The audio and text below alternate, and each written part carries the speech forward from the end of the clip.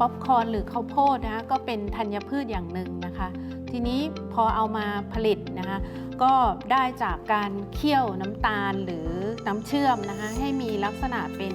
ของเหลวข้นหนืดนะคะโดยทั่วไปก็จะเรียกว่าแคนดี้ไซรัปแล้วก็เอาไอ้แคนดี้ไซรัปเนี้ยไปผสมกับข้าวโพดคั่วพองนะคะเมื่อข้าวโพดมันพองเนี่ยมันก็จะได้เป็นเมล็ดข้าวโพดที่เคลือบด้วยน้ำตาลบางๆนะคะแต่ว่า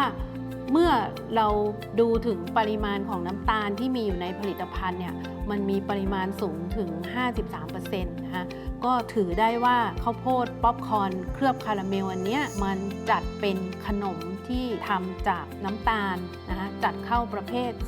17.04 ค่ะสำหรับท่านที่มีคำถามนะคะก็ทิ้งคอมเมนต์ไว้ใต้คลิปได้เลยนะคะเดี๋ยวทางสมาคมจะรวบรวมนำไปจัดทำคลิปต่อไปค่ะ